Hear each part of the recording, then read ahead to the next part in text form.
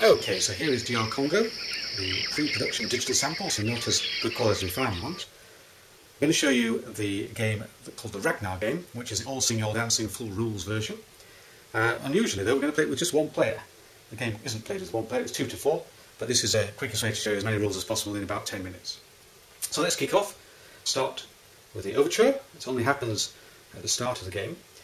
Move the marker on. And we're going to use the passport here. It gives a player a start position on the map. So our industrialist here starts the game with $11,000, and he's going to have to establish his position initially in Kasai Occidental, and he has to build an industry there. So he's going to build that mineral industry there. Before he does, he has to deal with the insurgent. And the insurgents are a menace to everything you do in the game, and they must be suppressed, at least suppressed, before you can do anything. So it costs $1,000 to suppress it with one peacekeeper. He's going to place 2. That's the maximum you can place in that area. Other players could join if they so wished. It pays us $2,000, and that allows him now to be able to build that mineral platform. It's being suppressed. He's not going to attack. Leave it as it is. The mineral cost him $3,000, so a lot of money already gone from his supply there. So now we're going to move on to the elect ministers. There are 3 ministers in the game. The defence minister, who places government peacekeepers. The interior minister uses government money to build government industries and government transports and to develop government cities. The finance minister allows the player to adjust these markers on the international market there. So normally the highest bidder will choose one of the ministers and so forth in an auction. However, our player, we're going to allow him to use all 3 ministers to show you the game, and they're going to use them in actions 2, 3 and 4. It'll cost him though $2,000 for the privilege of that. Pay that, so it's running a bit short of money already. Now we move on to this next phase here, resource dice roll. And we're going to move these markers. 1 or 2, they'll move up 1. 3 or 4, they'll move up 2. 5 or 6, move up 3. They're going to move up 2. 2. There we go. The next part of that is we look at the support cards. So these come into the Ragnar game and give it a little bit of extra benefits in the game. Air support. After you have rolled a dice, add +2 to the combat total in that province. So helpful for attacking. Stock exchange. Raise or lower 2 resource markers on the international market by 1 box each. Useful for selling things. And transport bonus. Collect $2,000 for each of your boats on the map. So a good way of generating some extra money. A player can take one of those during the phase cycle. They get replaced, so everybody always gets a choice of 3. Now on to the first action. We'll turn over the action card. Have a look at this. Equateur. That receives a major 6 insurgent this time. So change that.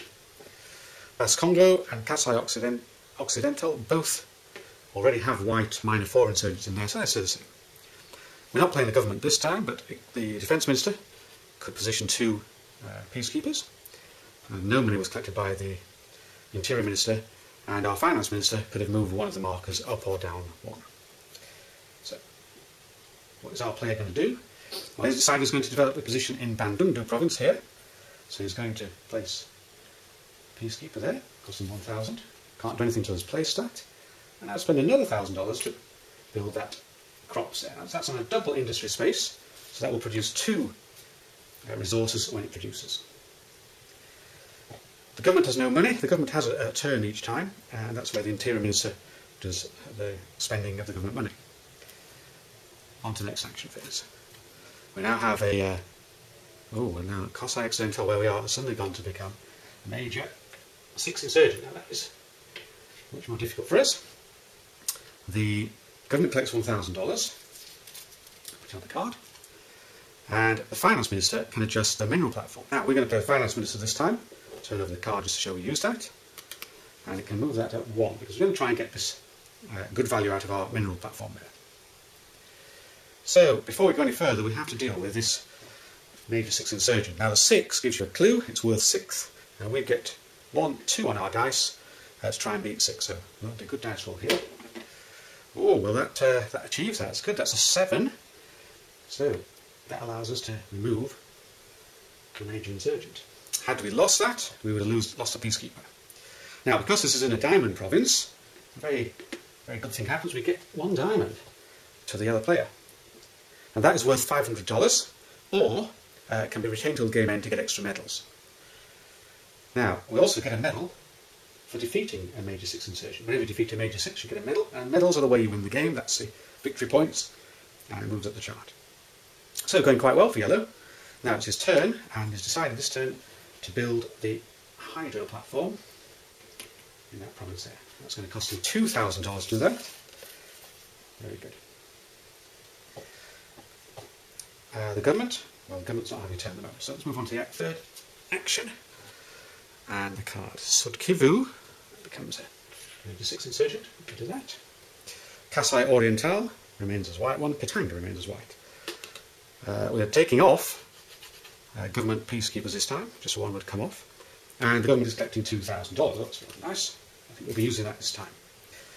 So the finance minister, we're not playing that. So the yellow player this turn is going to develop try to build a city in Bandundu. It costs $2,000 to develop a 1-point city, but as you may have noticed, we've now run out of money.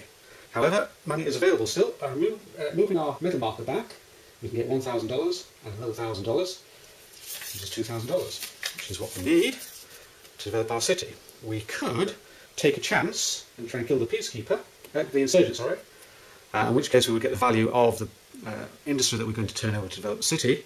That would have given us another $500, but I think it's too chancy, so we're just going to turn that over, pay our $2,000 and develop our city there. That gives us a much stronger position. Let's see, that gives us also 1 medal for building a city, and we move the city development marker along 1.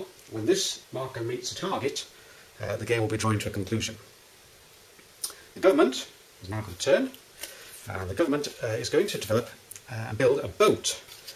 It's going to build a boat here on the border between the two provinces, which will allow us to move our minerals downstream and out through this area here.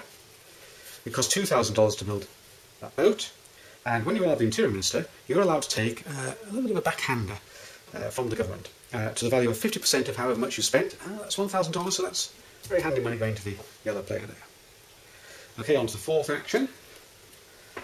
What's happening this time? Kasai Oriental next door. Let's get the black. Major 6 insurgent. Bandundu retains its white one. Equateur is white as well. So that really affects us. 1 government peacekeeper. Now we haven't played the defence minister yet, so we're going to use him now. And what we're going to do with him, we're going to play stack him down in DRCongo there. The reason being that if we didn't have this insurgent suppressed, then we wouldn't be able to get our resources out through this province. We need to always deal with those insurgents. Government gets no more money, and we're not adjusting the hydro anyway. Right, so we've got the fourth phase there. So at this point, if you haven't already produced some resources, you'd better get on and produce them, because you're running out of time to make some money. So to produce resources, you simply flip that over, and that is a single production space, so just get 1 mineral on there. And that is a single hydro space, so we get 1 hydro onto there. The government, we're not playing the government, so that moves us on to, bring the buzzing down here, resource sales. At this point, any resources on the map are able to be sold to the international market, or if need be to the local market. We take that minerals resource, move it down the river, out through this broad arrow, and it comes on to the international market. Now, because it's come out of the broad arrow, it's going to get a higher price in this box. Had it gone out on one of these narrow arrows at the reverse of the board, you only get the lower price, half the value. So, very important mechanic in the game is to try and get your oil and your minerals and your crops out on this arrow here. 2,600, quite a good sum of money. He's now going to sell his hydro, which sells in a totally different way. That is going to sell to a city.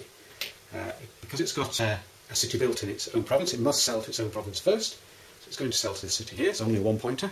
So because it's only a 1-pointer, it only gets a lower price on the market. So flip that over, show it's been sold to. The hydro goes onto the box there, and it's going to get $800 for that. Now in subsequent selling resources, the next player would put his resources in the boxes below, so the price drops down. So when you sell your resources, it's very important. You could sell your resources during the actions earlier on if need be. That concludes that part of the game, and we're now onto the reset. So I'll take you through that very quickly. We check how many cities have been built. So we've got 4 built, starting with the 3 points of the government. That makes a 4th. And this means now we look at check the arrows here, and this gives us 3 moves back on target. So those two will gradually get together towards the end of the game. Next thing we do is we can adjust the resource markers here. This one is going to move down to that box there. Take that off. So it moves to the first clear box where there are no more resource markers, and let's do stay as they are. We then flip over all our industries and any cities that have been flipped so that we start the next cycle all ready to go again. We take out the cards, or we never use the support card, never mind. Put those there, and any ministers are returned to the minister deck here. New support card placed face down, ready for next turn. The insurgents stay exactly as they are. The phase marker moves back to the beginning over here. We have to do these action cards, so these just sit on top.